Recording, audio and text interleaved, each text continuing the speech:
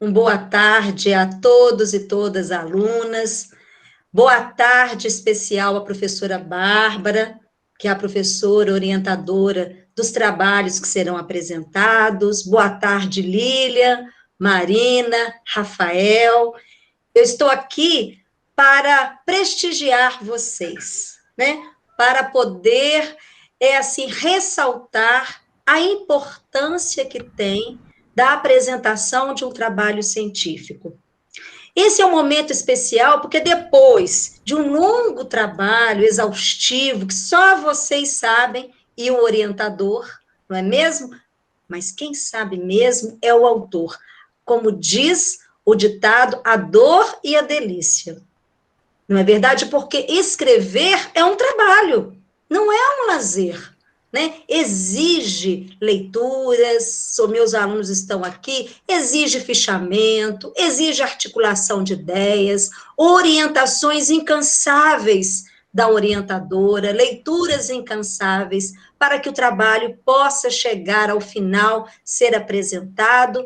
E agora, depois que vocês apresentaram para a banca, estão apresentando oficialmente num evento científico. Então, esse é um momento muito importante, não só para o currículo de vocês, mas também para inspirar os nossos alunos mais novos, que estão iniciando a sua trajetória.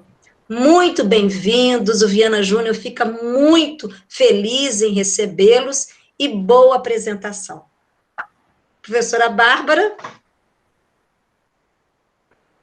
Obrigada, Raquel. Boa tarde a todos. Eu cumprimento a professora Raquel, né, através de todos os alunos, porque todos os alunos gostam muito dela, nós sabemos, assim, do carisma da professora Raquel, e é com muita alegria, né, que nós estamos aqui nessa tarde para conversarmos um pouco, dialogarmos sobre alguns temas que são muito pertinentes, né, cujos alunos que elaboraram esses trabalhos são alunos, assim, de muito engajamento, alunos que são muito dedicados, e eu fiz os convites, né, e eu fiquei muito feliz pela resposta, pelo sim, né, pela alegria do sim, inclusive, eu até compartilhei isso com a Raquel é minha testemunha aqui, como eu fiquei feliz, assim, com a maneira como os alunos receberam, e a gente quer conversar sobre temas pertinentes, mas também quer mostrar, como a professora Raquel falou, para os demais alunos e pessoas que estão nos assistindo, como é importante uma pesquisa, como é importante nós mesmo praticarmos a escrita, né? Porque a escrita abre um leque na vida da gente sobre todos os aspectos, né? Então, é muito importante a leitura, evidentemente, porque sem leitura não há escrita, e a gente sabe muito bem que a escrita abre portas. É um artigo que você escreve, é um livro que você escreve, né? Qualquer trabalho de natureza científica, a gente sabe do valor que tem, né? Não só academicamente, mas também profissionalmente. Então, que fique aqui, a partir desse trabalho, desses trabalhos que iremos apresentar, o incentivo para todos, né? Todos os alunos e participantes dessa jornada. Bom, inicialmente, eu gostaria de apresentar para vocês os três, não vou dizer mais alunos, né? São ex-alunos, são egressos do Viana Júnior, a gente pode dizer isso com muita honra. Eu vou falar rapidamente um mini currículo deles, para vocês conhecerem um pouco, e na sequência eu vou passar a palavra para a primeira palestrante, que é a Marina, ok? Então, a Marina, ela se chama Marina Magalhães Chagas e Silva, ela foi me orientando no TCC, ela é graduada em Direito pelo Instituto Viana Júnior, né, Faculdade Integrada, atua como analista de compliance e regulatório na Cora, é Cora mesmo, né, Marina? É bolsista na Universidade de Ohio, né? Olha só, ó, voando alto, né, Marina? E ela é pós-graduada em Direito Empresarial na INSPER, né? O trabalho dela tem como tema Legal Design no Poder Judiciário, inovação na aplicação das garantias constitucionais. Então, esta é a Marina, eu já vou passar a palavra para ela e, na sequência, eu apresento os demais palestrantes, ok? Então, pode começar, Marina, e é com muito orgulho que eu te passo a palavra. Obrigada, Bárbara. Primeiro, agradecer você e a Raquel pela oportunidade, pelo convite. Eu vou apresentar minha tela aqui rapidinho, porque eu trouxe uma apresentaçãozinha para ficar mais claro. Acho que o nome é um pouco complexo, mas o tema é mais simples do que parece. Não sei se vocês já estão conseguindo ver a apresentação. Sim. Acho que agora foi. Bom, o tema é Legal Design no Poder Judiciário e inovação na aplicação das garantias constitucionais. E o objetivo central desse tema, né, foi analisar realmente a importância da aplicação das garantias constitucionais no Poder Judiciário, tendo em vista a ótica do legal design, né? Então, eu pensei um pouco em como a gente pode avançar no Poder Judiciário através da implementação de alguns laboratórios de inovação. Nesse primeiro momento, não foi a intenção esgotar tudo que a gente sabe sobre o tema de legal design. Eu acho que a tela não está passando. Espera aí que eu vou apresentar de novo. Mas não foi no primeiro momento a gente tentar esgotar tudo sobre o tema de legal design, até porque é um tema muito novo, ele é muito estudado fora do país. Aqui no país, a gente tem poucas pesquisas. Depois do tema do TCC, vieram vários grupos de pesquisa e de estudo sobre isso. No final, posso falar um pouquinho mais para vocês sobre o tema. Então, é basicamente isso. Acho que agora foi. Bom, vou dando uma continuidade, assim que a apresentação conseguir, eu apresento para vocês.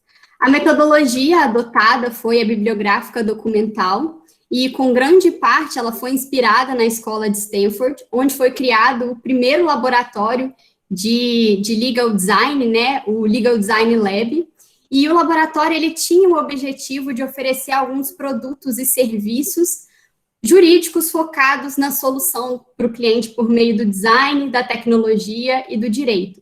Então, o objetivo central mesmo era o desenvolvimento de produtos focados no usuário, que não fossem apenas úteis, mas que eles também fossem desejados pelos usuários do Poder Judiciário ou dos usuários jurídicos, sejam eles os clientes, sejam eles os advogados, os magistrados, os servidores públicos.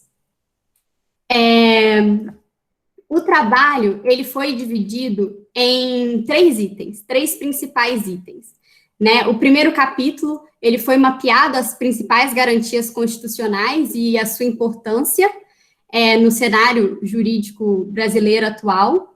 O segundo, foi feito uma abordagem em relação à estrutura do design e a sua importância e as formas de aplicação baseado nesse modelo desenvolvido pela Universidade de Stanford. E, por fim, no terceiro capítulo, tem uma análise sobre as aplicações práticas dessa metodologia no Poder Judiciário brasileiro, mostrando que, sim, os avanços referentes ao legal design no Poder Judiciário, que por muitas vezes pode espantar alguns vanguardistas ou juristas mais vanguardistas, hoje se faz muito necessária na dinâmica do Poder Judiciário, no Poder Judiciário atual que a gente tem. Bom, no primeiro capítulo foram mapeadas 4 principais garantias constitucionais. A primeira delas foi o acesso à justiça, e segundo o Watanabe, significa dizer que é o acesso a uma justiça adequadamente organizada, e o acesso a ela deve ser assegurado por meio de alguns instrumentos processuais aptos à efetiva realização do direito. E a gente tem que pensar que, infelizmente, o Brasil hoje, ele se encontra na 67ª posição em um universo de 128 países no ranking de acesso à justiça, segundo o levantamento do World Justice Project. Então, diante desse cenário, é necessário uma série de melhorias em favor da celeridade burocrática e do acesso à justiça. Isso vai pressupor uma habilidade do nosso sistema jurisdicional em fornecer uma resposta apta e dentro de um prazo razoável, tanto de uma maneira clara, democrática, e eficiente. A segunda garantia analisada foi a duração razoável do processo, e na qual o professor Nelson Neri Júnior diz que cabe ao Poder Executivo dar os meios suficientes para que a administração pública e os outros poderes, no geral, também consigam dar um prazo para o processo terminar, qualquer que seja a sua natureza, e que esse prazo deva ser razoável. Em concomitante com a duração razoável do processo, a gente tem a terceira garantia, que é a eficiência, que é muito ligada à garantia anterior, na qual a gente tem que o poder público ele deve sempre agir de maneira eficiente, atingindo seu objetivo no menor tempo possível e também com o menor gasto de recursos financeiros. Então, a gente tem que ter uma satisfação do usuário, principalmente pensando na utilidade pública. A última garantia que a gente tem traçada é o incentivo à tecnologia, e ela foi trazida pela Constituição Federal como um dever do Estado. Acho que caiu.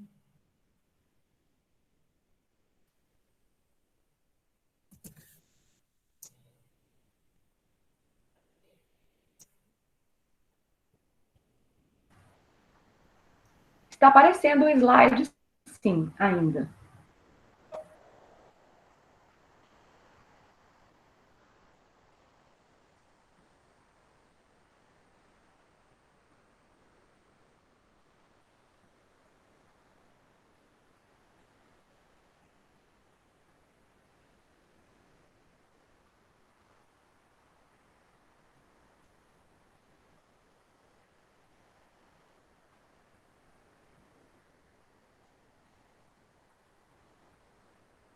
Marina, se você quiser seguir falando sem passar os slides, fique à vontade. Acho que agora eu consegui me reconectar, porque no computador estava funcionando e no outro caiu. Você sabe me dizer onde eu parei? Onde desconectou? Você parou nas garantias constitucionais. Beleza, então eu vou falar da última garantia constitucional, que é o acesso à tecnologia. Ela foi trazida pela Constituição Federal como um dever do Estado, e o Estado ele deve proporcionar o acesso à tecnologia e à inovação. Mas a Constituição traz algo a mais. Ela traz também que o Estado deve promover e incentivar o acesso à tecnologia e o acesso à informação.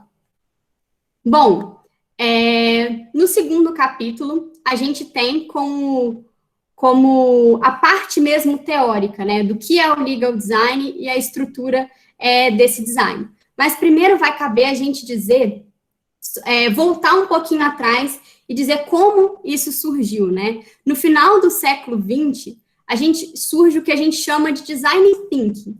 E ele surgiu em razão de uma grande complexidade da gente lidar com alguns novos problemas, em razão do avanço tecnológico, da globalização, da era da informação, na qual a nossa sociedade começou a se inserir de maneira muito profunda. E aí, esse modelo, chamado de design thinking, começou a pensar em novas formas da gente agir por meio do pensamento analítico, unido ao pensamento intuitivo, na qual a gente tem reunião de equipes multidisciplinares e experiências de diversos envolvidos, querendo criar uma solução que seja criativa, com foco no destinatário final do produto, do serviço, principalmente utilizando o método de prototipação para redução dos riscos. Então, em essência, a gente vê o design thinking como uma forma da gente aplicar os princípios do design em várias áreas, por meio de alguns pilares principais. E entre esses pilares, a gente tem a simplicidade, a experiência do usuário, o foco no ser humano e a inovação. E aí, diante dos bons resultados verificados com o design thinking, ele começou a surgir o que a gente chama de legal design, que é a aplicação dessas técnicas, claro que com algumas adaptações no mundo jurídico, no qual a gente vai ter a união do design, direito e da tecnologia, com o objetivo de transformar os produtos e serviços jurídicos em mais eficazes, mais democráticos, eficientes, satisfatórios e também repensados para que o ser humano ele esteja no centro do que a gente chama de design.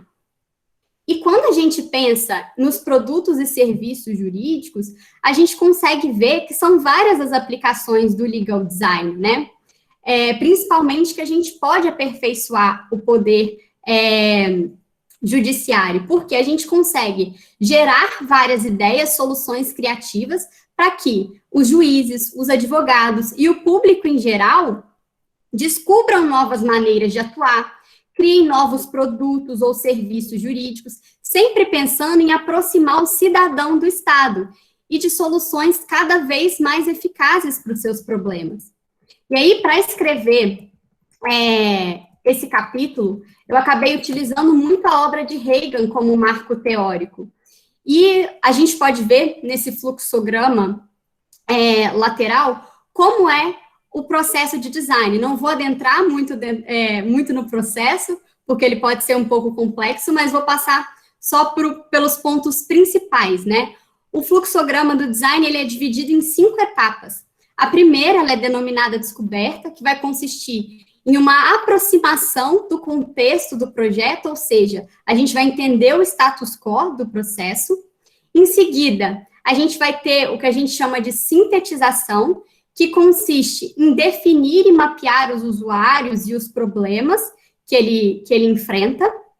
A terceira fase é a parte da criação, onde a gente vai começar a criar as soluções para aquele problema, e a partir disso a gente vai começar a construir os protótipos, e posteriormente a gente entra na fase de teste de protótipos com os usuários reais e em situações reais, e por fim a gente entra na fase de evolução e de implementação, na qual vai ter o processamento dos feedbacks e a edição do protótipo para que ele se torne cada vez melhor e mais acessível para aquele usuário, tá? O Poder Judiciário aqui no Brasil já vem introduzindo algumas mudanças gerenciais que vão oportunizar o planejamento estratégico, e é possível notar uma grande necessidade de que o serviço público ele seja inovador, focado no usuário, e quando eu digo usuário aqui, eu sempre estou dizendo no cidadão que vai buscar a proteção jurisdicional, de forma que o Estado consiga atingir ou superar a expectativa desse usuário, né? Então, a ideia de que o sistema de justiça ele deve inovar, ele acabou ganhando um grande foco a partir do desenvolvimento da inteligência artificial no setor privado, em especial nos escritórios de advocacia. A gente vê vários softwares de gestão hoje em dia. E nesse cenário, o Poder Judiciário ele começou a buscar a acompanhar a iniciativa privada. Mesmo que de uma forma mais tímida, ele começou a introduzir no seu dia a dia alguns conceitos modernos, gerenciais e tecnológicos. E aí, diante disso, a gente consegue notar que é sim possível inovar no setor público, ainda que de maneira mais tímida, e isso também vai acabar constituindo uma medida de legitimação do Poder Judiciário diante do cidadão.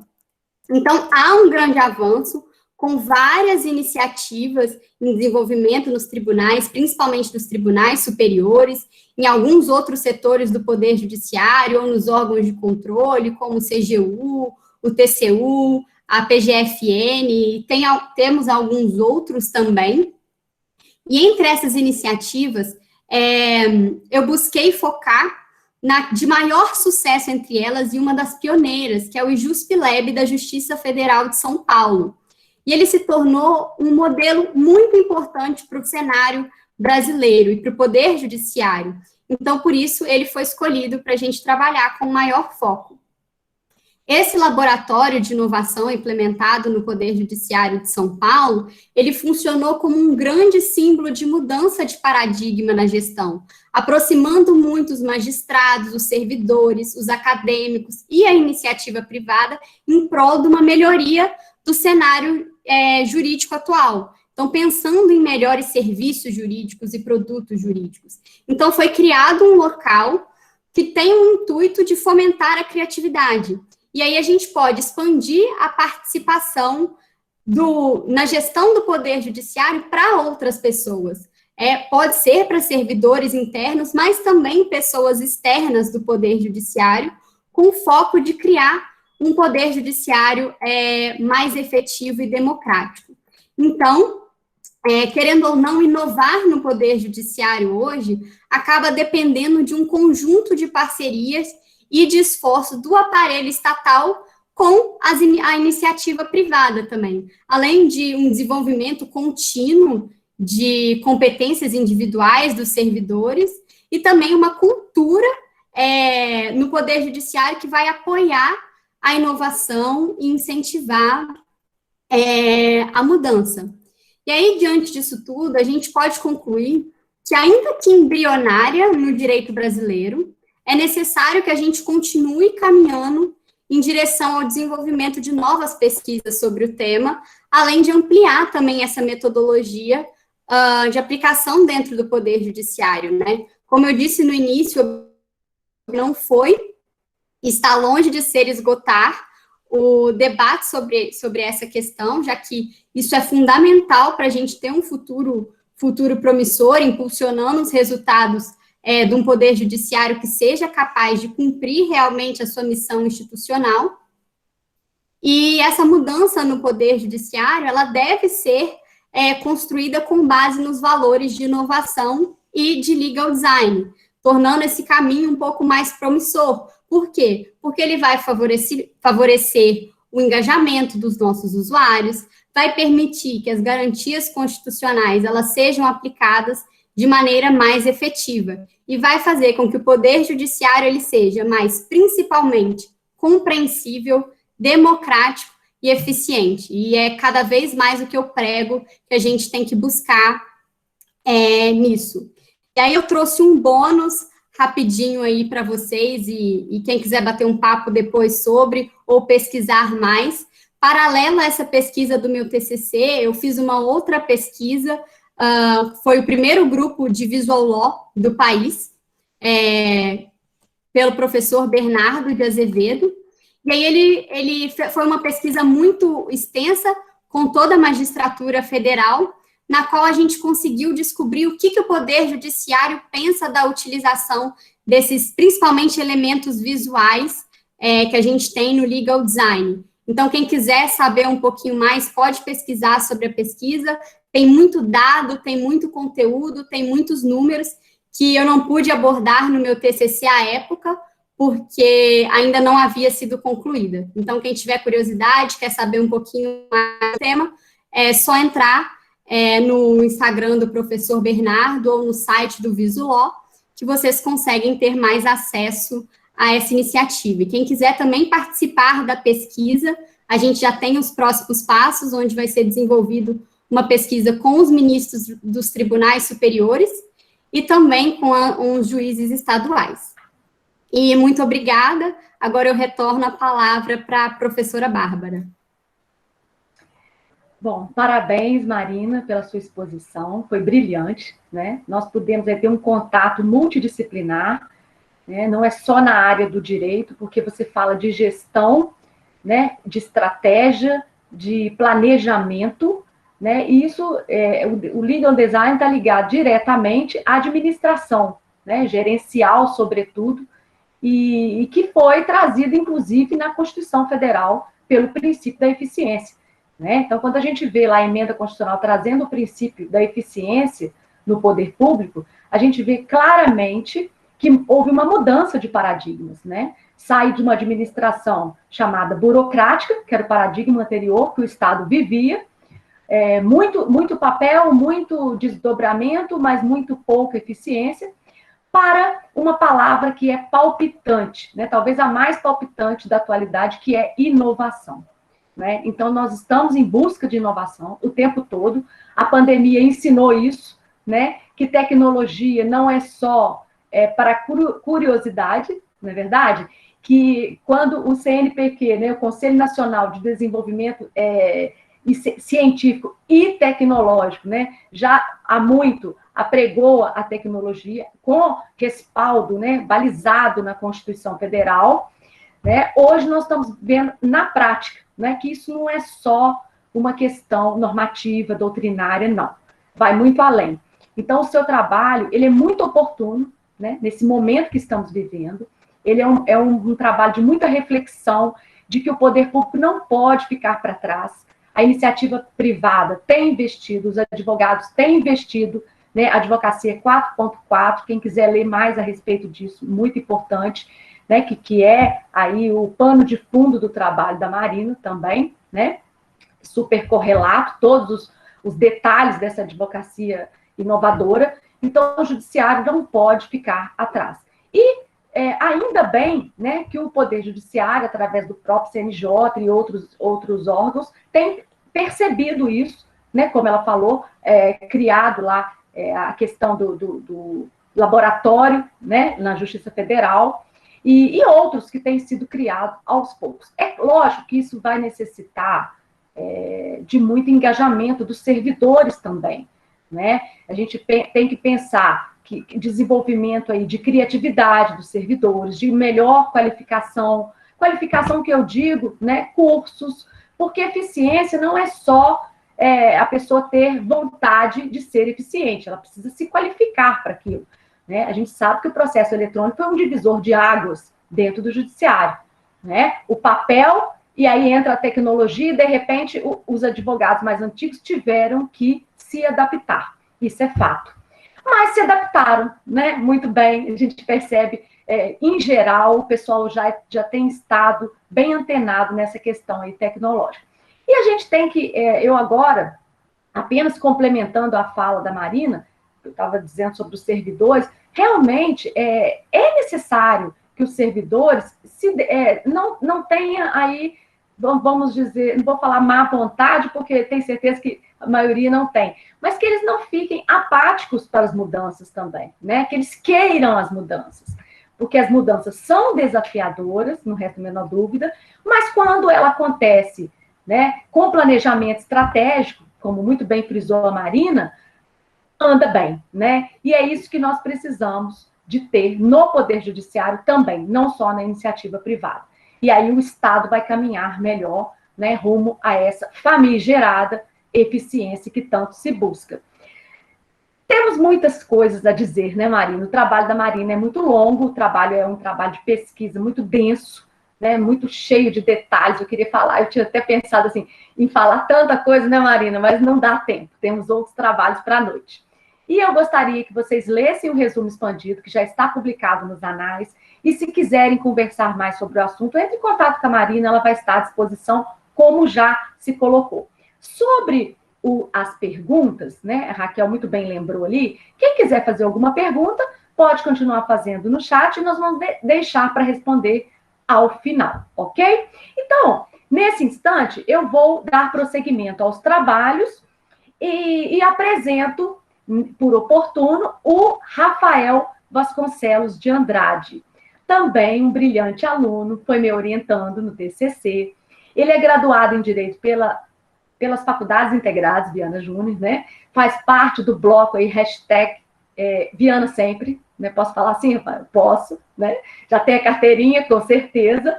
E ele cursa pós-graduação em Direito Processual pela CEDIM, Centro de Estudo em Direito e Negócios. Quer dizer, está na mesma toada da Marina, né? Eu ainda, quando ele me falou que estava fazendo essa pós, eu falei assim, que bom que os temas acabaram ficando correlatos, né? A gente nem teve tanta intenção inicialmente, porque eu quis escolher, nós escolhemos os alunos, pedimos para, né, oferecemos, fizemos o convite, mas acaba que, quando a gente percebe, acaba sendo uma multidisciplinariedade, lógico, mas com muita intimidade, os temas, né? E nesse caso, o Rafael, ele vai tratar dos processos alternativos de soluções de conflitos, mediação, conciliação e arbitragem. E ele vai dizer por que ele não chama mais, né, Rafael, de métodos alternativos, e sim processos alternativos. Então, com a palavra, seja muito bem-vindo, o Rafael. Obrigado, Bárbara. Boa tarde a todos. Também gostaria de agradecer a toda a instituição aí do Viana pela oportunidade, em especial a Bárbara, claro, e a Raquel também.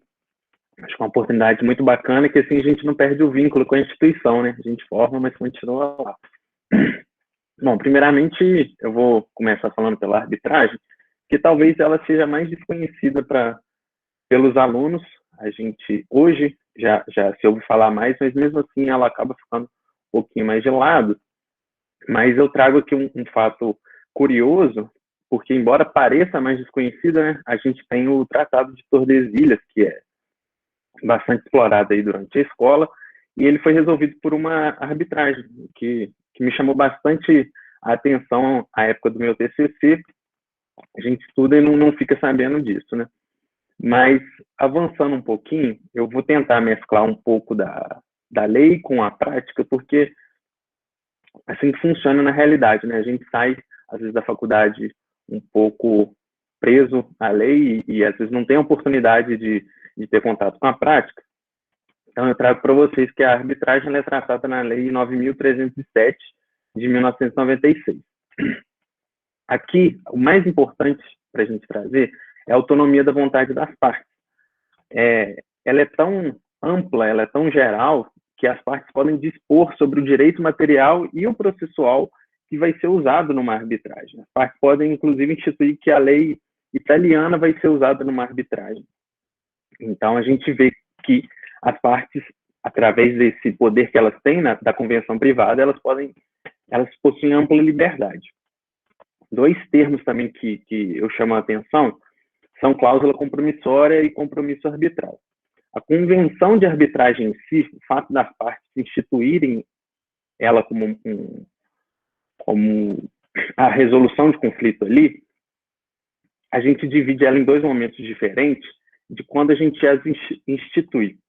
Se você instituir que a arbitragem vai ocorrer para solucionar qualquer litígio que venha a ocorrer futuramente, a gente vai chamar de cláusula compromissória, ainda que ela seja expressa ou não. Se o litígio já existe e as partes estipulam que vão levar ele aos árbitros, a gente chama isso de compromisso arbitral. Uma outra curiosidade que eu quis trazer aqui também são alguns termos que a lei usa, por exemplo, sentença arbitral, carta arbitral. Eles usam esse adjetivo, obviamente, da arbitragem, mas a semelhança é enorme com o que a gente vê no judiciário. Carta arbitral nada mais é do que a carta pregatória. A sentença arbitral possui as mesmas características de uma sentença do que a gente vê no judiciário do país. E a gente tem também a oportunidade de tutela diretamente aos árbitros. Então, a gente vê que é um procedimento bastante semelhante com o que a gente tem, porém as partes têm mais poderes e mais liberdade. Assim, a chance de um acordo e as chances de uma maior eficiência, já que as partes estão participando mais diretamente, ela é muito maior. Disso eu acredito que não há nenhum tipo de dúvida. E uma curiosidade também é a questão dos árbitros em si. A gente está falando de uma questão técnica aqui, que às vezes a gente não tem contato, mas a lei estipula que árbitro pode ser qualquer pessoa que seja capaz de confiança das partes. Então, qualquer um dos aqui presentes podem ser árbitros, basta preencher esses dois requisitos, tá certo? Avançando um pouquinho, vou já para conciliação e para mediação, que elas são termos que a gente ouve sempre junto. A gente, por exemplo, no artigo 334 do CPC, a gente vê a presença desse princípio, que o juiz vai estipular a conciliação e a mediação, mas o próprio CPC também traz a diferenciação desses termos, porque, repito, o tempo todo aqui eu vou estar falando de métodos alternativos, é o que a Bárbara falou anteriormente. A gente está falando do que hoje a gente já tem um procedimento muito amplo, a gente tem leis que tratam do tema, não é mais uma ideia. Hoje elas já vieram para o mundo jurídico, hoje a gente já tem previsão legal para todos eles, já tem uma tratativa para todos eles, então eu vou trazer isso aqui. Primeiramente, a conciliação, ela está prevista, ela não tem lei, mas eu gosto de falar da lei dos juizados especiais, a lei 9.099 de 95, porque no artigo 1º ela usa o termo conciliação. Então, eu encaixo ela aqui. E a tratativa da conciliação também, que eu falei da diferenciação, se acha no CPC, no artigo 165, parágrafo 2º. Ela fala que, preferencialmente, o conciliador ele vai ser uma figura mais ativa, que vai sugerir soluções, ele participa mais diretamente da conciliação e, preferencialmente, onde não haja vínculo entre as partes. A mediação, sim, tem lei própria, que é a Lei 13.140, de 2015, e o artigo 165, parágrafo 3º do CPC, ele fala que a figura do mediador tem que ser de permitir que as partes conversem, que as partes possam chegar ao acordo e, repito, preferencialmente, onde já haja vínculo, não que seja uma obrigação. E para o final, já caminhando para o final, eu queria narrar 2 experiências que eu tive agora, depois de formado, e uma enquanto fazia minha graduação, que, como eu disse lá no início, eu acho que é muito bacana quando a gente tem experiência de ver isso na prática, como isso funciona na realidade. Primeiramente, eu tive a oportunidade de assistir uma conciliação que ocorreu na Justiça do Trabalho. É bastante comum lá a gente poder ver a própria CLT traz no artigo 764 essa possibilidade. E é bastante curioso porque, às vezes, no judiciário a gente vê a figura do juiz como algo, às vezes, até inacessível, uma coisa muito superior. E nessa audiência, o juiz, que é o conciliador, ele que participa, ele que dá sugestões, ele quem oferece, às vezes, a proposta até uma parte, com a participação muito ampla de todos nessa conciliação. Já era agora na pandemia, e todos os canais de áudio ali abertos, as partes participando, se concordavam ou não, se queriam valores maiores ou menores ali para uma rescisão de contrato. Então, achei bastante interessante você ver que hoje os próprios magistrados já participam mais diretamente desses tipos de soluções. E também narrar um pouco da experiência que eu tive na mediação na vara de família. Eu fui mediador lá por um pouquinho mais de um ano. E é bastante interessante também você ver como que funciona a cabeça das pessoas nesse ambiente. Elas entram, às vezes, com um bloqueio muito grande, a sensação de que vão ter certo tipo de prejuízo e de início, ou não querem acordo nenhum, ou já querem levar direto para o juiz, para que ele decide, não vão participar, acreditam que a justiça seja assim, e a gente tenta ali conversar um pouquinho com eles, geralmente, né, na vara de família, onde eu tive experiência, o defensor público estava lá, então a gente consegue conversar mesmo, fazer que as partes se abram para um acordo, para elas poderem sugerir. O caso mais comum que eu tinha lá era a questão da prestação de alimentos. Então, às vezes o pai sugeria um valor que era possível para ele pagar, a mãe participava, às vezes, aumentando aí um pouquinho esse valor pelas demandas do filho. Então, é bastante interessante, porque todos esses 3 também que eu falei, eles podem ser assistidos no YouTube, se você digitar lá, qualquer um dos 3, você pode assistir uma arbitragem, uma conciliação, uma mediação, principalmente agora em tempos de pandemia, onde está sendo tudo online, está sendo gravado. Então, eu deixo aqui essa sugestão, acabando aqui a palestra, procura lá. São vídeos curtinhos e vale a pena para você ver como é que funciona na prática. E para finalizar isso, eu, depois da pesquisa que eu fiz, terminando o meu TCC, eu pude observar que esses métodos são, acredito, o futuro do judiciário, que hoje já está abarrotado de processos. Eles ajudam a desafogar o que a gente tem e, na minha opinião, são mais eficientes também porque as partes participam de forma muito mais direta. As próprias partes têm voz, dependendo das situações aí. Hoje eu não tive tanto tempo para aprofundar muito. Às vezes nem vão precisar de representação de um advogado, elas mesmas vão poder conversar ali e o acordo vai ser bastante benéfico para todos, sem prejuízo para nenhuma das partes, observado todas as tratativas necessárias, a gente tem mais economia, a gente tem mais celeridade. Então, fica aqui a sugestão para caso um dia, espero que não, mas para caso um dia tenha a oportunidade aí de levar para um desses caminhos, fica aqui minha sugestão. Eu devolvo a palavra à professora Bárbara. Obrigado.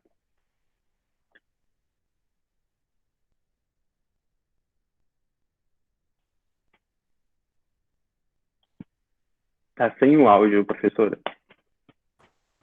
Desculpe. Foi. Parabéns, Rafael, pela apresentação.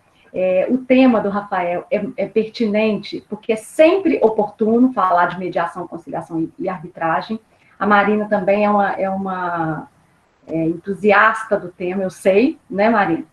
E esse tema, visto pelos alunos, né, pela academia, lá em TGP, ele vai seguindo, né, em todo o direito processual, porque ele é um primado de estatura constitucional. Quando você pensa em celeridade, simplicidade, economia, duração razoável do processo, você tem que pensar em mediação, conciliação e arbitragem, né? As pessoas até costumam dizer, conciliação é o caminho. E é um divisor de águas você pensar que conciliação, mediação e arbitragem vai fazer uma diferença gigante no ambiente processual, não só pré-processual, né, que muitas vezes pode evitar o ajuizamento de uma ação, como também pós-processual. Como o Rafael falou, as partes às vezes chegam desanimadas, não querem nem ouvir. E aí, como mediador, você é um facilitador, né? Na conciliação, você é mais ativo, você até propõe sugestões. Mas na mediação, não. Você vai, primeiro, só criar um clima de conversa, né? Porque às vezes nem tem esse clima de conversa. Então, as partes precisam de alguém que amenize aquele clima denso, pesado, né, de litígio, para que abaixe aquela litigiosidade e se comece a dialogar, né? Porque é evidente que o diálogo é que vai fazer uma diferença enorme aí. Quando a gente pensa no trabalho do Rafael, nós temos que analisar sobre a seguinte ótica também, né? O poder público, a administração pública, né? Se nós formos pensar ali na gestão em si, é uma atividade primária, né? Vai lá, tem lá a prefeitura, gere o município, o Estado e a União.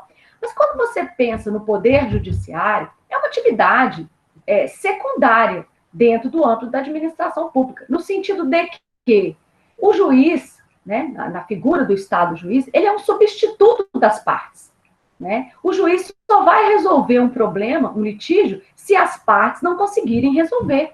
Então, é uma atividade estatal secundária. Por quê? Porque a primária é assim, a administração pública vai lá gerir os recursos, os serviços, é a atividade que lhe é própria, não é? Mas o Poder Judiciário não. A atividade própria do Poder Judiciário, se nós formos analisar, segundo a própria doutrina, o que é?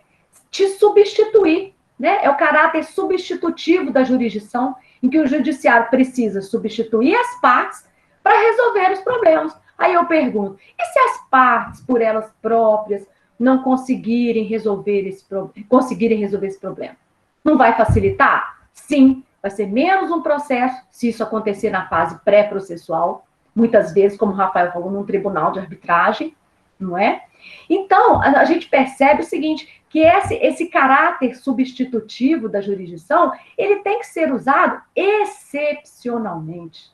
Ele não pode ser a regra, não é? Regra é a administração pública, lá na sua atividade primária, fazer uma atividade que lhe é própria, prestar serviços para os administrados.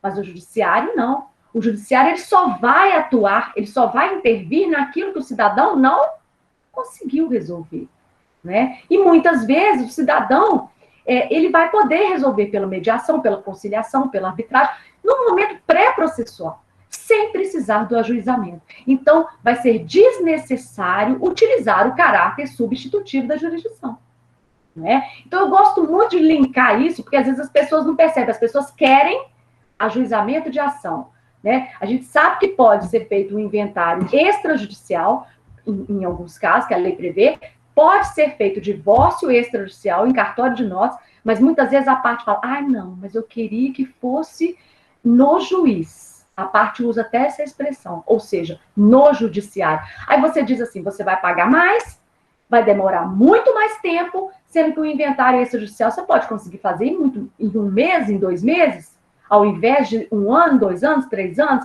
e a parte, muitas vezes, ela é resistente. E aí a gente precisa quebrar paradigmas, né? Incentivar as partes mesmo, né? A buscar o extrajudicial, a buscar a conciliação, a mediação e até mesmo a arbitragem, né? Que, como o Rafael falou, não é, às vezes, muito disseminado, mas que é uma ferramenta maravilhosa também na resolução dos conflitos, não é? Então, esse adendo aí, apenas para complementar a brilhante explanação do Rafael, porque o nosso papel é esse, né? Incentivar e completar o que os nossos nobres alunos já disseram muito bem. Então, na sequência, eu vou passar a palavra agora para a Lília. A Lília Aparecida Mendonça de Almeida foi também minha orientanda. Ela é egressa das Faculdades Integradas Viana Júnior, egressa também, né? Que ótimo. E ela cursa uma pós-graduação em Direito Previdenciário, né, pela EBRAD, Escola Brasileira de Direito de São Paulo, e advoga nas áreas de Direito Previdenciário, Trabalho e Família. Tenho visto muitas atuações da Lília, e a Lília tem sido aí uma advogada já bem eficiente sobre todos os aspectos, e com muitos clientes, né, Lília? Inclusive presentes. Boa tarde, Bárbara. Boa tarde aos colegas. Boa tarde aos alunos do Viana que estão assistindo, aos amigos que entraram, aos clientes. Boa tarde a todos. Os professores também que estão prestigiando. Estou muito feliz, Bárbara, pelo convite. Em primeiro lugar, fiquei muito feliz pelo incentivo, pelo convite. Eu queria agradecer a Raquel, que teve que sair por causa de um compromisso, e agradecer a oportunidade de voltar dessa forma, né, a participar desse ambiente da faculdade. O meu tema parece complicado, mas é simples, porque a gente vai falar das nossas relações cotidianas, que eu vou falar de família e vou falar do direito sucessório. É o efeito jurídico da paternidade socioafetiva no direito sucessório. E que primeiro a gente tem que colocar de forma para entender esse tema. Primeiro a gente vai falar sobre as relações, a mudança das relações familiares que vem ocorrendo ao longo do tempo. A primeira efetivação que a gente teve com relação a esses novos direitos tutelados foi através da Constituição de 88. Na própria Constituição, trouxe uma abordagem de efetivar as novas formas de família, através desculpa, gente, estou nervosa. Através da filiação, das novas formas de filiação. Com a Constituição de 88, um novo conceito de família forma um conceito mais inclusivo, onde as relações socioafetivas vão dar novo norte para esse conceito de família. A gente tem que trazer os princípios constitucionais que vão tutelar esse direito. Venho aqui, através de Tartucci, que foi quem eu citei muito no meu trabalho, no meu estudo, sobre o princípio maior que a dignidade da pessoa humana em efetivar essas novas relações de família, a solidariedade familiar, a igualdade entre os filhos também, havidos ou não do casamento, e a afetividade como um princípio maior que norteia todo essa nova forma de parentalidade.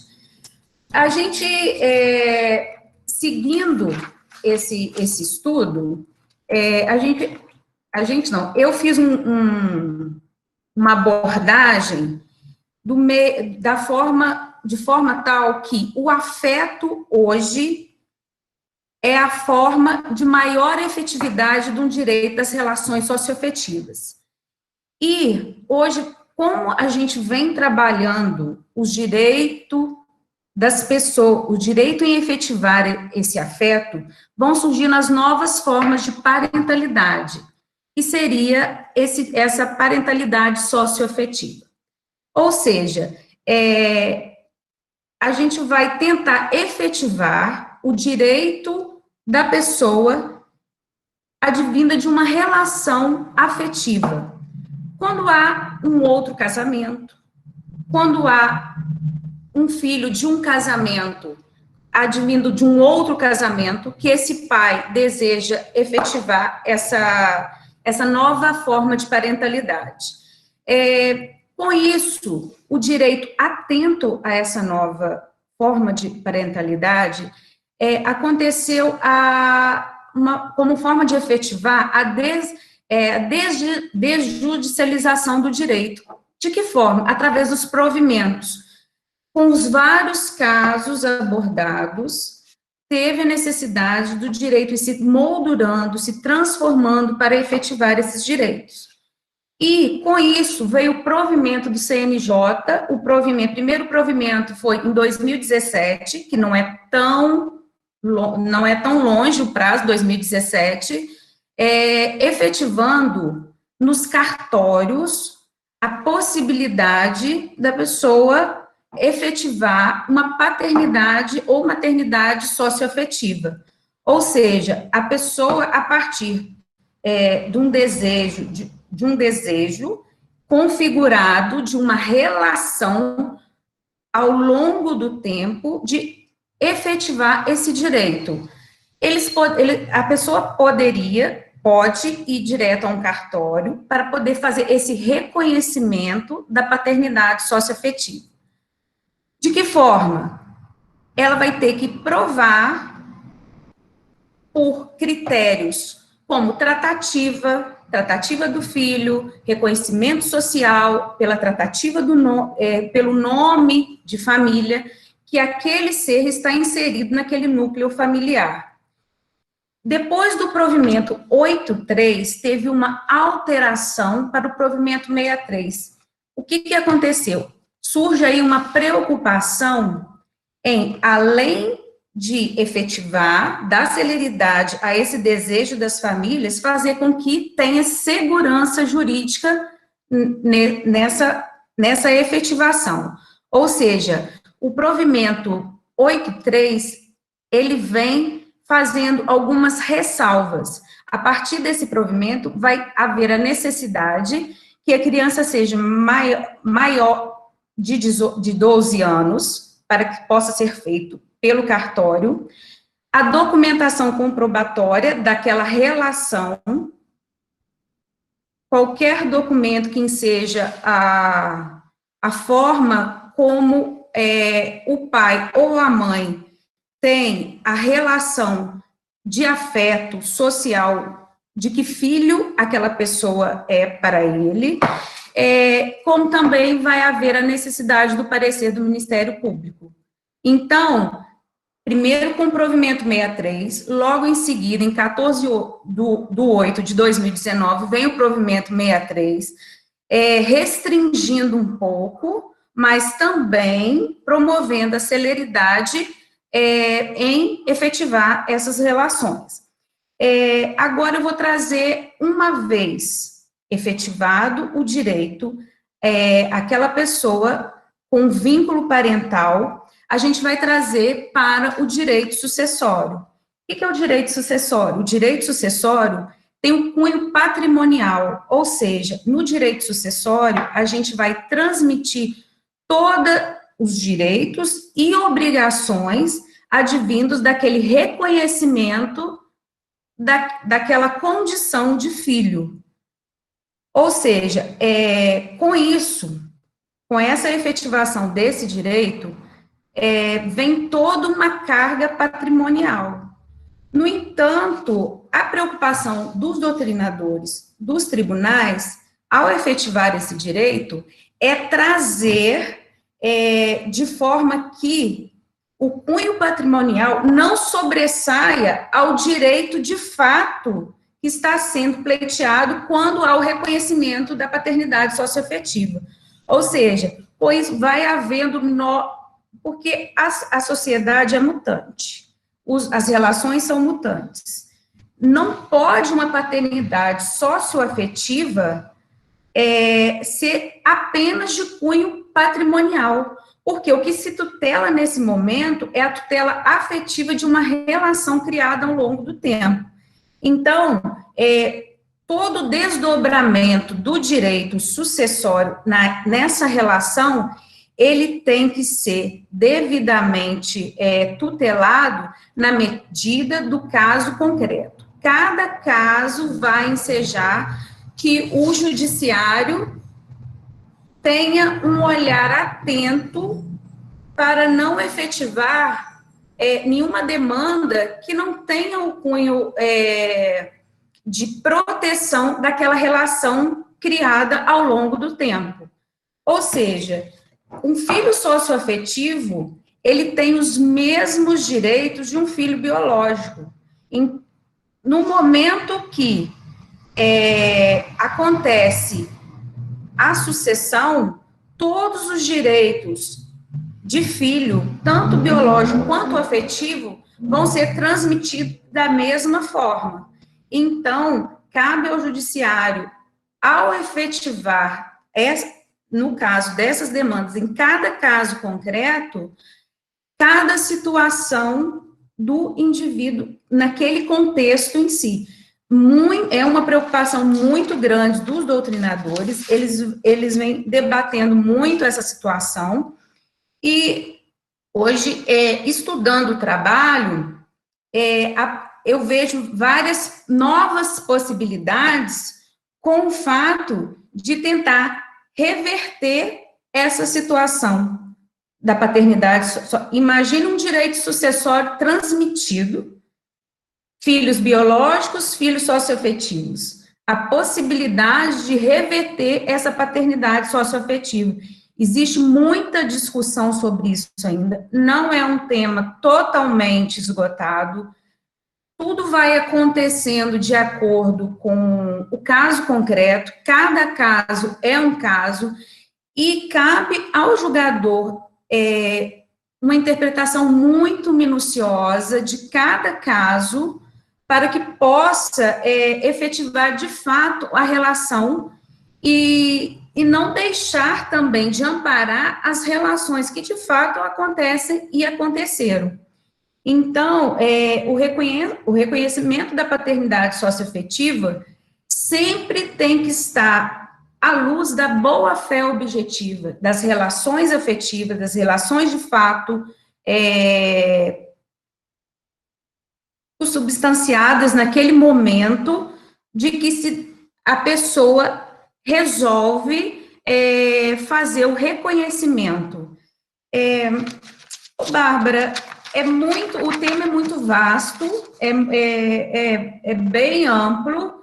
Eu dei, assim, uma abordagem geral e a gente podia deixar até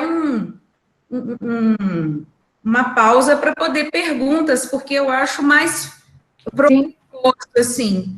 E que também tem muito a ver com, vem falando de direito sucessório, de direito de conciliação, que vem buscar o tema do Rafael também. A gente fala de família, fala de direito sucessório. Então, eu acho assim que a gente pode também abrir um leque para poder dar um tempinho a mais para perguntas. Sim. Inclusive, já aproveitando a oportunidade da Lilian aí, é uma situação que, se nós formos pensar, o direito de família é inconcebível sem conciliação, né? Então, o estágio do Rafael foi numa vara de família.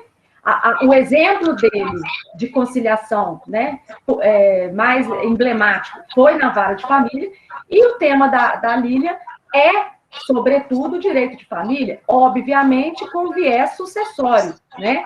Obviamente, ela linkou, ela fez uma multidisciplinariedade aí nos dois ramos do direito civil, juntou, e o bacana do tema da Lilian, já parabenizando a Lilian, tá, Lilian, pela sua brilhante explanação, e o bacana do tema dela foi justamente essa junção, não é? Você falar de um lado só, né, paternidade socioafetiva, e do outro lado, falar de direito sucessório, não vou dizer que é fácil, porque no direito não tem nada fácil, né, pessoal? Mas é menos complexo. Agora, quando você junta a paternidade socioafetiva com a vertente sucessória, aí surge uma problemática, né? Porque você pensar em configurar, né, a paternidade socioafetiva pelo afeto em si, isso é bacana, isso é louvável, isso é o que a doutrina, a jurisprudência, a legislação preconiza, né? E, obviamente, a sucessão vai ser consequência, né, Lilian? A sucessão não vai ser a causa. Eu não vou requerer a paternidade socioafetiva para obter carga patrimonial, né? Eu vou requerer porque existe o afeto, existe a convivência, existe a comprovação e eu tenho interesse nisso. Ok, ponto. Legítimo, né? Mas da feita que isso muda de figura, ou seja, como a Lília esclareceu, da feita que isso passa a ter um objetivo maior, né, que é a questão sucessória, patrimonial, já tem que ser aquilatado em cada caso concreto, né? Imaginemos uma situação, a pessoa a vida inteira não requereu a paternidade socioafetiva. Na hora que o cidadão falece, né, o filho que entende que seria socioafetivo, ele vai lá e requer contra o espólio, né, daquela pessoa que morreu, o reconhecimento dessa paternidade socioafetiva, visando o patrimônio. E isso os tribunais têm combatido, né? Não que os filhos não devam ser tratados igualmente, longe disso, pelo contrário, os filhos devem ser tratados no princípio da isonomia, evidentemente, né? E a multiparentalidade é uma realidade, direito das famílias, nem de família mais. Pô, mas, contudo, né, nós temos que fazer aí um equilíbrio, né, nessa circunstância, nessa situação, porque se a gente pensar, vamos supor você tem um pai de um amigo que tem lá grandes posses, né? Você vai para o sítio dele todo final de semana, ele começa quase a te chamar de filho, você quase chama de pai, um tio, né, que vira quase pai, uma convivência emblemática, uma convivência constante, e aí você, durante longos anos, e aí você vê um afeto ali. E aquela pessoa falece, você vai requerer reconhecimento de paternidade socioafetivo por causa das posses, né? Ilegítimo, ilegal, quer dizer, desonesto até, né? Então, a gente não pode, a gente tem que verificar, os julgadores, os tribunais, tem que verificar e aquilatar em cada caso, né, se é realmente uma situação de o que a pessoa quer é o afeto, né? Se a intenção é essa, e se... É uma relação duradoura, né, Bárbara? Tem que ser duradoura. E se existe efetivamente. E se tem provas disso, né? E se não tem uma situação onde se engatinhou para se chegar a, né? Então, na verdade, a grande... vamos colocar assim, né? O grande insight desse tema é justamente que a sucessão, receber a carga patrimonial é consequência, como todos os outros filhos irão receber. E não tem um fim em si mesmo, né? Senão você vai virar e falar assim, quero ser filho do Antônio Hermídio de Moraes, né? Também. Né? Eu quero, resolvi que eu quero e pronto. Aí surge a problemática, né? Porque você tem que pensar que isso aí não é um fim em si mesmo, né, Lília? Também tem um problema seguinte, se o filho falece e tem o pai biológico, o pai socioafetivo, e sem filhos, lógico, né? Sem... Olha como é que fica, né? É muito complexo, porque a gente tem os direitos de filho, mas tem as obrigações como filho também. Ah, muito bem. Entendeu? É bem complexo também, é bem complexo essa situação também. Porque aí os pais biológicos, né, pais socioafetivos, também vão concorrer no direito sucessório, nessa situação, entendeu? É um tema muito interessante, não tem como esgotar, porque cada caso é um caso, entendeu? É bem complexo, e também para o filho tem o direito sucessório nesse sentido, de que é dupla sucessão, ele vai ter direito tanto do pai biológico quanto do socioafetivo, entendeu? Sim. E lendo hoje também um novo material, eu vi da possibilidade, não é entendimento, assim, não tem entendimento firmado, mas da possibilidade de reverter a paternidade socioafetiva. Ainda não está, mas existem vozes, né, nesse sentido. Existem vozes, os tribunais não aceitam, né, mas existe voz de fazer essa anulação da paternidade socioafetiva. Pois é, E ao mesmo tempo que tem o reconhecimento, né, que vai desdobrar em muitos direitos, também vai desdobrar em deveres, né? Porque filhos também têm deveres em relação à pais. Então, não adianta a pessoa falar, eu quero reconhecimento da paternidade socioafetiva. Eu já vi uma pessoa virar para mim e dizer assim, professora, eu gostaria do reconhecimento da paternidade socioafetiva, mas eu tenho medo do meu suposto pai, né, socioafetivo, vir me pedir pensão no futuro. É possível isso? Eu respondi que sim. Sim. Porque você não pode ter só a mão, né? É a mão e contramão. Você quer ser filho, né, socioafetivo, mas você não quer virar pai do seu pai quando ele estiver idoso ou idosa, né? Quando ele ficar mais velho, você não vai querer, eventualmente, cumprir com os seus deveres de filho? Vai ter sim. Então, é mão e contramão. E aí a pessoa, eu acho que eu vou desistir. A pessoa fica com medo da obrigação. Você vê como é que a coisa é. Então, é muito mais amplo, é muito mais complexo, cada caso é um caso, o seu tema é maravilhoso, né, sobre essa ótica aí, principalmente do âmbito sucessório. E não se esgota, né, Lili, no seu trabalho. Você continua lendo a respeito, buscando jurisprudência, buscando posicionamento, porque quando você fez o trabalho, eu me lembro que ainda tinha poucos julgados, né? Você ainda falou comigo, Bárbara? Inclusive... Tem poucos julgados, como é que eu vou fazer? Agora já está melhorando, né? Já tem muito... Não, inclusive tem reconhecimento pós-mortem também, já tem reconhecimento pós-mortem também, existe o reconhecimento. Só que é difícil, é complexo, não é fácil. A preocupação também de se fazer isso em cartório é complicada, porque muitas vezes é igual assim, eu quero, mas esquece que tem os direitos, mas também tem os deveres. Aí lá a gente, não quero, mas não quero mais. Não é bem assim ainda não sei. Posso hoje, fico 10 anos, amanhã não quero mais o pai socioafetivo. Não é bem assim que funciona, né? Tem que ter o respeito, né, à legislação, né? A evolução, a gente sabe que vai evoluir, entendeu? Tem que ter cautela, não é bem só reconhecer. Via de regra é um caminho sem volta, né? Vamos colocar, uma eventual anulação é exceção. Né? Mas assim, esse é muito complicado, assim, não tem ainda forma de efetuar. Fala até que não tem legitimidade de agir, não tem legitimidade de agir. É muito complexo. Aí vai entrar na esfera processual, né, que tem vários impedimentos processuais, e também, aí é muito complicado, né, Bárbara? É muito complicado. Não é fácil. Não é só porque o cartório faz que a gente vai fazendo.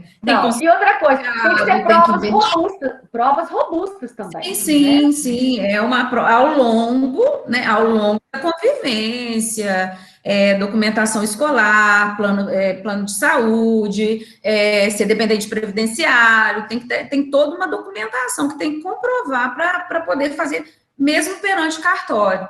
E não acredito assim, que os cartórios façam, assim, é bem criterioso para que possa fazer, porque depois, e também vai ter o MP que vai dar o parecer.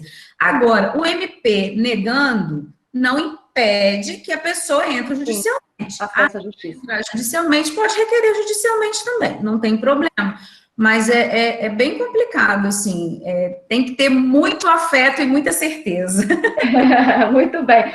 Ou seja, não é uma situação assim de brincar de ser filho, nem brincar de ser pai, né? Porque assim, muito mais sério. Isso, porque hoje em dia, assim, né, são várias relações, às vezes está casada hoje, fica casado 10 anos, aí tem uma nova relação, fica casado 5 anos, às vezes separa de novo e é casado 3 anos. Aí vamos supor, filho de 3 pais, né? Na verdade, assim, na esfera no cartório, somente um reconhecimento. E depois, se quiser novos reconhecimentos, já tem que ir para a esfera judicial também. Entendeu? Um reconhecimento no cartório é bem complicado. Aí você tem 3 heranças. Pois é. Não pensando só na herança, mas tem 3, né? 3 pais para poder dar alimentos.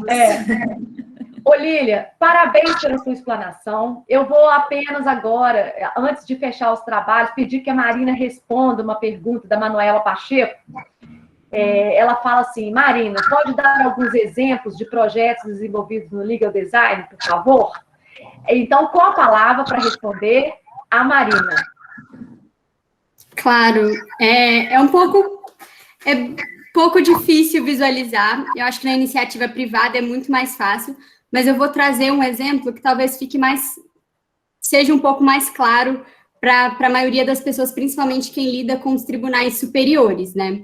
A gente tem um designer que ele chama Leandro Rezende, ele é muito bom e ele foi contratado pelo STF para desenvolver todo o design organizacional interno do STF, né? Então, a gente viu que o site do STF passou por uma mudança, não sei quando vocês entraram na faculdade, mas o pessoal que entrou um pouco, já está aí no 6º, 7º período, deve ter pegado essa mudança no site do STF, e essa mudança foi com base no legal design, porque a gente tinha muitos processos, estava difícil até para os juízes ou para os servidores conseguirem encontrar e trabalhar em cima daquilo, então foi criado o legal design para melhorar a gestão desses processos. Quem quiser saber um pouquinho mais, é só procurar pelo Leandro Rezende, ele tem ele explica mais ou menos como funcionou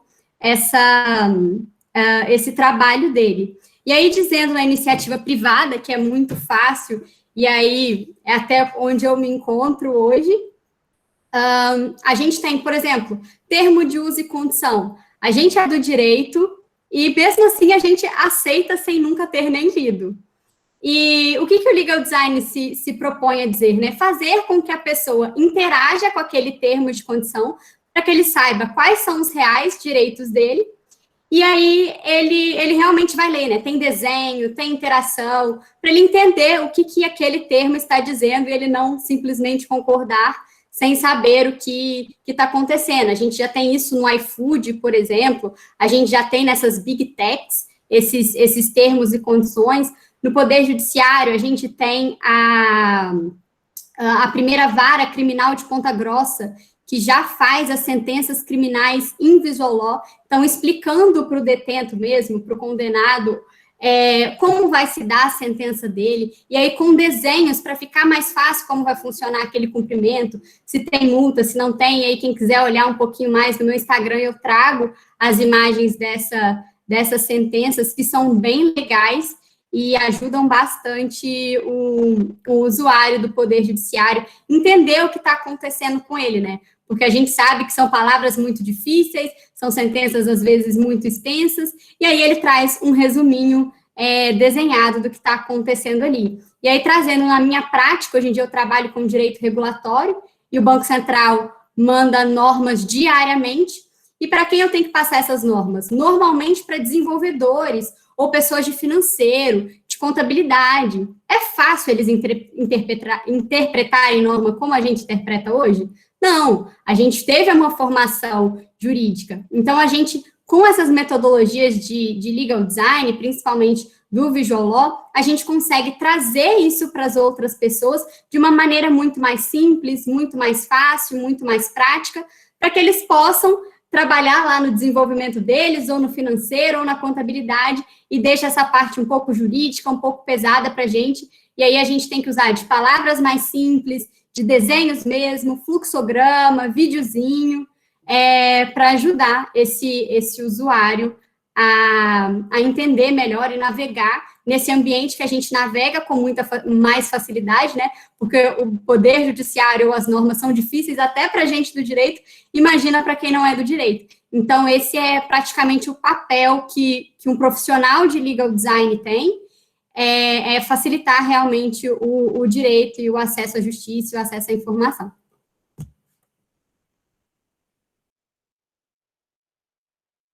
Você está no mudo, Bárbara. Muito bem, Marina. Muito bem, Lilian também. E, Rafael, todos estão de parabéns. Eu vou parafrasear o Guilherme Silva aqui, ó, que diz: parabéns aos alunos pela pesquisa e pela apresentação. Assuntos atuais e interessantes. Obrigado pelo comentário. Ah, é o professor Guilherme. Oh, que prazer, professor. Eu achei que fosse um aluno, porque eu não vi a foto e não vi a sua persona ao vivo, né? Agora é diferente. Assisti todas Obrigada. as apresentações do Marina, do Pael e da Lídia. Parabéns, vocês estão de parabéns. Temas atuais, relevantes, interessantes, e que os novos advogados, nós, né, advogados, precisamos estar ligados e conectados a essas novas tecnologias e aos novos temas, né, principalmente no que foi falado hoje. Estão de parabéns. Obrigado, pessoal. Obrigada pela presença, tá? E, então, eu gostaria de encerrar os nossos trabalhos, agradecendo não só aos palestrantes, como também, né, aos professores presentes, Guilherme e Jefferson, foi quem eu constatei aqui, e agradecer e dizer que eu estou muito honrada de ter sido orientando de vocês poderem apresentar isso numa jornada, né, científica, com o viés que ela tem, com o peso que ela tem, né, diante, assim, de um mundo científico tão globalizado, né, na era da informação, que é o que estamos vivendo, e o Viana poder trazer uma jornada nessa linha, né, de tecnologia, de inovação, de compromisso social. Isso é muito importante. Parabéns ao Viana também por nos proporcionar, né, todo o apoio, a Diana, que nos acompanhou aí, a Raquel, né, a direção-geral das Faculdades Integradas. E eu agradeço a todos os presentes, as perguntas que foram feitas aqui, as observações, né, que foram muito pertinentes, da Bruna, da Rosilene, que eu andei respondendo aqui no próprio chat. Então, obrigada a todos e a todas. Uma boa noite. Gostaria só de oportunizar, no momento desse fechamento, se a Marina, Rafael ou Lília quiserem fazer alguma colocação final. Querem? Não, tudo Só certo? agradecer mesmo, Bárbara, a presença de todos, a sua orientação, dos professores, dos alunos. É sempre muito bom voltar às nossas raízes aqui no Viana. Verdade. Deixa eu falar, Bárbara, queria agradecer demais, de coração, o convite, tá? O incentivo que você me dá sempre que a gente se fala. Beijo, beijo de coração, tá bom? Eu que agradeço, Lília, você é uma excelente aluna e amiga. Obrigada, gente, pela presença. Guilherme, professor Guilherme, muito feliz de te ver na ativa, né? Tão bem, e assim, após todo o período que você passou, e agora a gente vê você aí com esse dinamismo que você sempre teve. Isso é muito agradável para nós. Tá bom? Obrigado. Então, que Deus abençoe a todos, um grande abraço e fiquem com Deus, gente. Vamos encerrar, então. Obrigada.